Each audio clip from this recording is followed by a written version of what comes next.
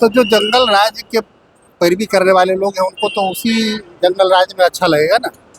उनको तो सुशासन की सरकार, जहाँ न्याय व्यवस्था, कानून व्यवस्था की बात होगी, उसमें तो इनको सफोकेशन फील होगा ही। और जिस तरह से विपक्ष राष्ट्र को सम्मान देने में भी पीछे हट जाता है, तो ये दुर्भाग्यपूर्ण है। इस तरह की राजनीति नहीं होनी चाहिए। देखिए, जो जिस तरह से कुछ लोग बिना मतलब की बातें करते हैं, जब प्रशासन अपना काम कर रही है और सारे बात साइंटिफिक तरह से इन्वेस्टिगेशन हो रहा है, उसमें बीच में बिना मतलब का व्यवधान पैदा करना अच्छी बात नहीं है।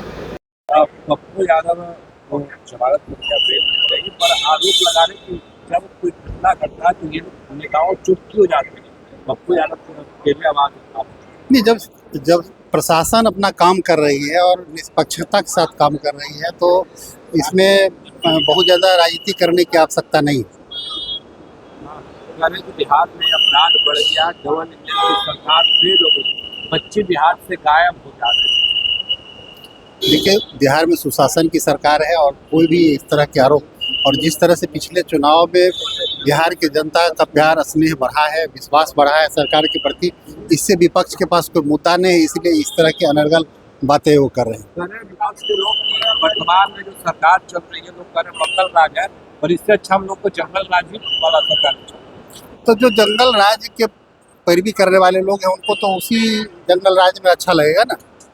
उनको तो सुशासन की सरकार, जहाँ न्याय व्यवस्था, कानून व्यवस्था की बात होगी, उसमें तो इनको सफोकेशन फील होगा ही। नहीं कह रहे कि अपराध उस समय नहीं होते थे जंगल राज में जितना मंगल राज में हो रहा है, इसलिए तो अपराध की क्या स्थिति थी, बिहार की जनता, पूरे देश की जनता जानती है कि उस समय एक पान दुकानदार का भी किडनैपिंग होता था और कैसे कैसे लोगों के साथ फिरौती लिया जाता था, अपराध का क्या स्थिति था।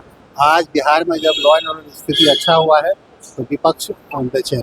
एक मामला है सर, रामकृष्णा नगर थाना पटना का, बच्ची गायब हो जाती, पिताजी एफआईआर करने पहुंचते हैं। एफआईआर के बाद पुलिस के लोग बोलते हैं चिंता क्यों करते हैं, आपकी बच्ची 1-2 महीने में ऐश मौज करके वापस आ जाए। इस तरीके से जवाब दिया जा रहा था। देखिए, निश्चित रूप से आपके माध्यम से मेरे संज्ञान में आया है, तो प्रशासन निश्चित रूप से ऐसे लोगों पर कार्रवाई करेगी। अब कोई पदाधिकारी इस तरह की बात करते हैं तो ये गलत है, और मुझे लगता है उस पर निश्चित रूप से। सर, जिस तरह से राहुल गांधी ने बयान दिया कि पीएम मोदी ने देश को बेच दिया, कैसे देखते हैं? जिनकी पार्टी के लोगों ने देश को बेचने का पहले काम किया है, आज जब देश की स्थिति अच्छी हुई है, आज इकोनॉमिक फोरम पर आप देखेंगे तो भारत 11वें पोजीशन से 4थे पोजीशन पर आ गया और हम 3री पोजीशन की तरफ बढ़ रहे हैं। तो ये बिना मतलब की बात कर रहे हैं कि देश बेचा जा रहा है। वंदे मातरम को लेकर ये आज के विधायक बता रहे हैं कि ये संगठन जो है सुप्रीम कोर्ट जाने की बात कर रहे हैं, कह रहे हैं जबरदस्ती हम लोगों पर थोपा जा रहा है। देखिए, भारतीय जनता पार्टी और एनडीए के कार्यकर्ताओं के लिए राष्ट्र प्रथम है, नेशन फर्स्ट की अवधारणा को लेकर के हम चलते हैं, और विपक्ष के साथ सबसे बड़ी समस्या है कि वो राष्ट्र को कुछ मानता ही नहीं, राष्ट्र को सम्मान देने का भी काम नहीं करते।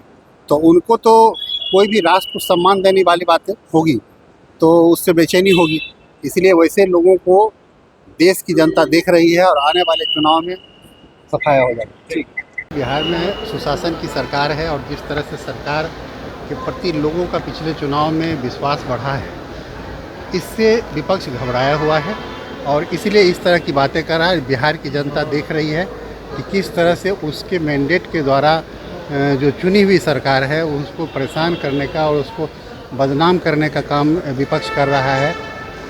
कई मुस्लिम संगठन जो है उन्होंने कहा है कि वंदे मातरम थोपा जा रहा है जबरदस्ती, हम लोग सुप्रीम कोर्ट जाएंगे। देखिए, नेशन फर्स्ट हमारा पहला मंत्र है और नेशन के सम्मान के साथ, राष्ट्र के सम्मान के साथ कोई समझौता भारतीय जनता पार्टी और एनडीए के कार्यकर्ता नहीं करते हैं। और जिस तरह से विपक्ष राष्ट्र को सम्मान देने में भी पीछे हट जाता है, तो ये दुर्भाग्यपूर्ण है।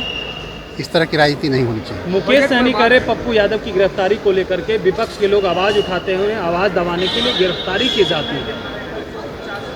देखिए, जो जिस तरह से कुछ लोग बिना मतलब की बातें करते हैं, जब प्रशासन अपना काम कर रही है और सारे बात साइंटिफिक तरह से इन्वेस्टिगेशन हो रहा है, उसमें बीच में बिना मतलब का व्यवधान पैदा करना अच्छी बात नहीं है।